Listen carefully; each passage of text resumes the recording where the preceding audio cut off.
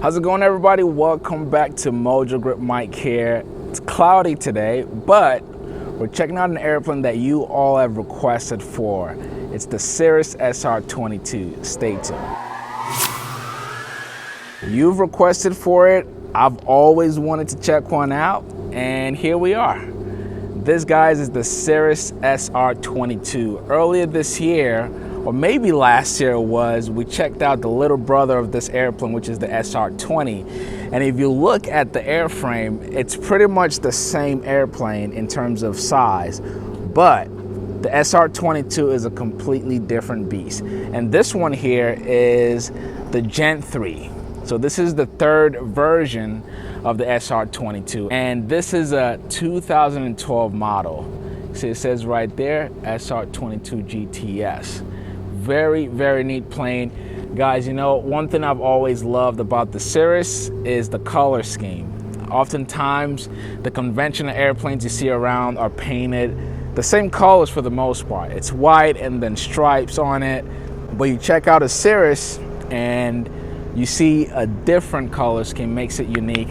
If I back up here, see the garland doors on this thing. It's such a beautiful airplane, guys. And this one here is painted in gray, blue, and some black back here on the tail end. And whenever you see a Cirrus, you know it's a Cirrus because this is not your average airplane. I promise you, whenever you see a Cirrus on the ramp, you can tell it's a Cirrus because it's higher up.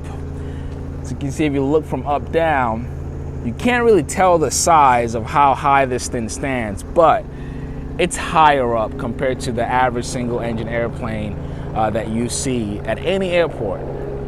It's a much bigger airplane, and there's a reason for that. We're gonna check out the interior space in a little bit, which to me, that's where all the magic happens for this airplane. Cirrus wanted to build an airplane for comfort. Okay, this airplane may be one of the most comfortable, if not the most comfortable airplane in its class. So all that space, really, you enjoy that in the interior. But while we're still out here, let me show you some of the key features of this airplane. So first and foremost, the power plant.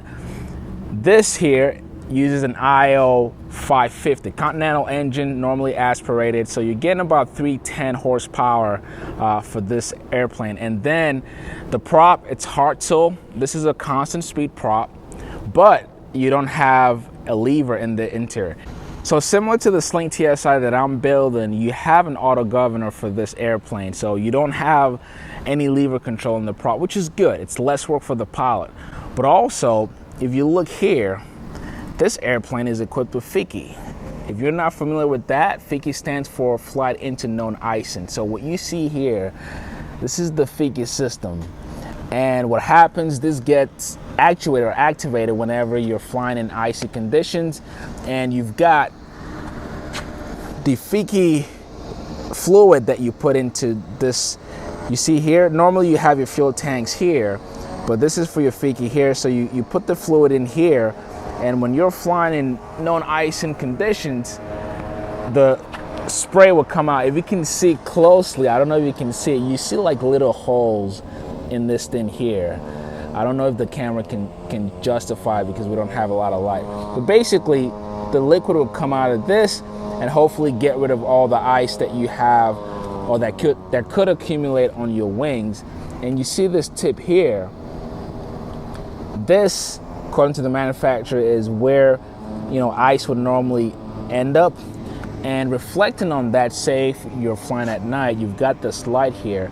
So this is an indicator. Whenever this detects ice, this light is going to reflect on the wing here, and that way you can turn your FICI on.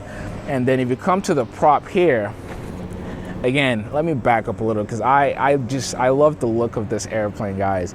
And if you haven't noticed yet, you look at the paint color of my airplane. This is something similar that I'm doing.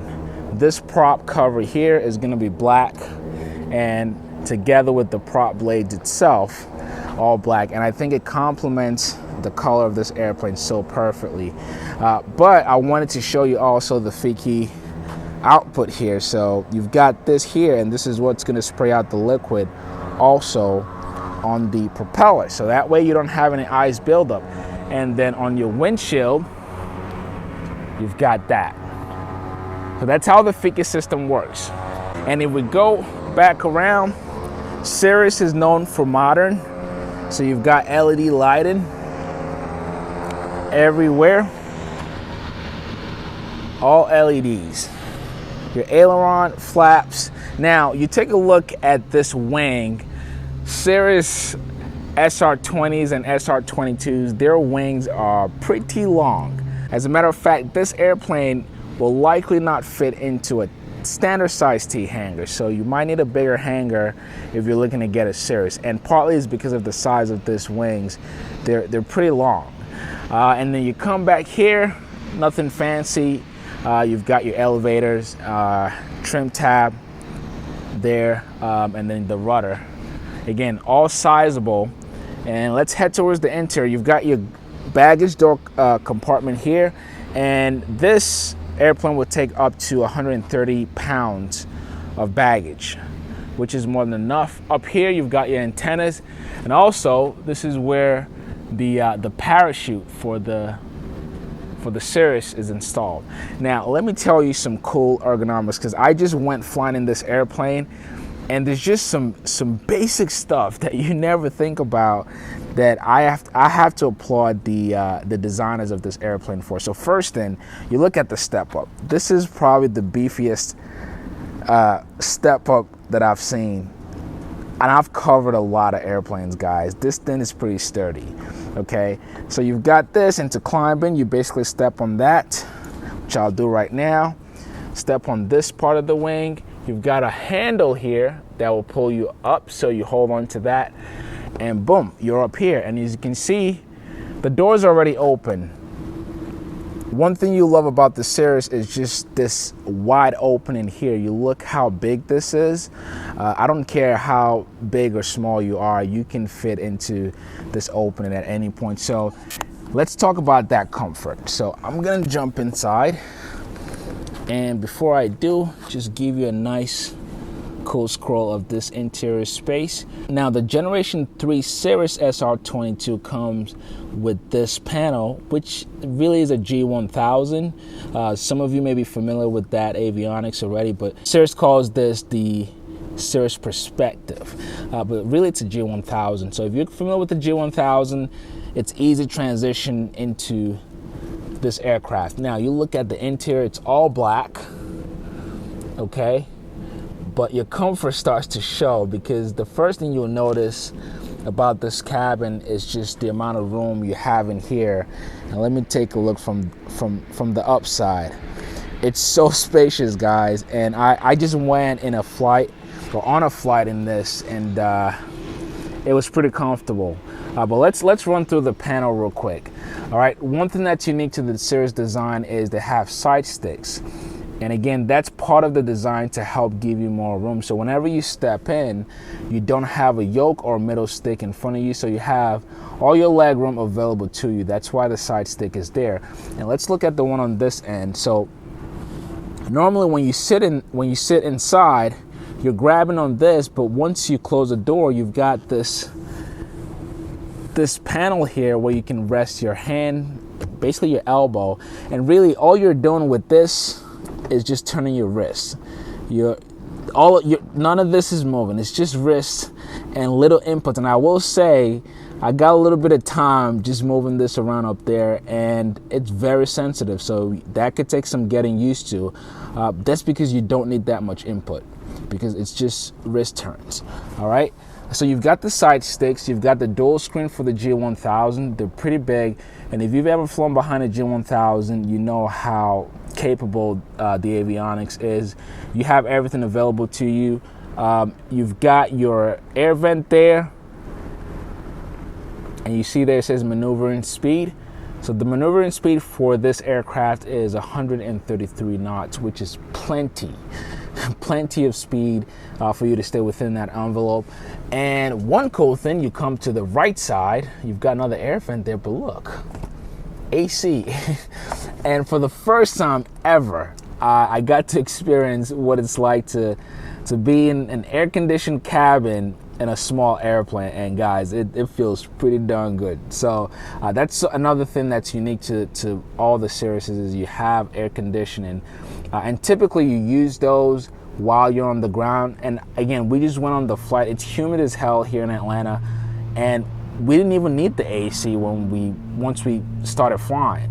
You really just need it while you're on the ground, while you taxi. But once you take off, you get up in altitude, the air that's coming out of the vent is plenty enough to cool you down. But I still think it's a very neat feature. Okay, so you come all the way here. You've got some of your electronic switches here. You've got backup analog screens and the middle console. One thing that I do, some people, I think there's different opinions about this. I look at this here, and I love this in terms of being able to touch, because so you look at the G1000, or let me use an example of the G3X Touch, which is the avionics panel that I'm installing in my plane, and it's all touchscreen. Now, as nice and modern as that is, sometimes say you're in a bumpy situation, this is great because you can actually click or touch on actual buttons than try to touch on your screen that could move one way or another. So I like the fact that this is here. You've got the autopilot here, and we used this during the flight. Man, if you fly IFR, this thing is so beautiful to use. It takes so much work away from the pilot, whether you're flying in the Cirrus or any other make and model. Having autopilot, it's everything. And once you get to know how to use it, it's such a beautiful system. And then you come down, and here's where all the main controls. You've got your power and your mixture. And I said earlier that although this airplane uses a constant speed prop, you don't need a prop lever because the governor for the prop is done automatically. So all you're doing is having power inputs and also leaning your mixture back and forth. So you've got that, you've got your fuel pumps here, and your fuel selector is also right here within reach. You've got a little cubby here to store things, and then also your audio jacks are in there. And then to the side also, you've got some storage space in there. And you come down, nice rudder pedals. You've got your fire extinguisher there. And here is where you have all the circuit breakers, very neat. And then let's move up to the back. The first thing, actually show you another thing that makes the Cirrus unique, is this is where your parachute is. When you open this, you've got the parachute pull tab there. You've got the pin there. So whenever, say you're flying, you would take this off, okay, once you're in the air or while you're on the ground. And just in case of an emergency, make sure that pin is not there, so that way you don't hesitate to pull it. And that's one thing Cirrus have tried to train us pilots to do, is don't be afraid to use the parachute if you do need it. Obviously, there's some rules to using it, but learn how to use it properly can definitely save lives. So there goes the parachute there. And again, you look at this cabin, guys, it's soft touches everywhere, including the roof. So you're not staring at metal or anything. Everything is padded. Now, let me get inside and show you that comfort I was talking about. So guys, here I am in the interior space of the Cirrus. I'm sitting very comfortably in here. And earlier when I was flying with the owner, Dan, I was sitting on the right seat. And guys, literally we had this much room in between us. That's how wide this cabin is. You're looking at 50 inches at least in this cabin. So even if you're on the bigger side, you would not have a problem being comfortable in here. The seats are comfortable. You've got enough space, and my leg room, which is always a biggie for me because I have longer legs than I have my upper body. Look how much room I've got here.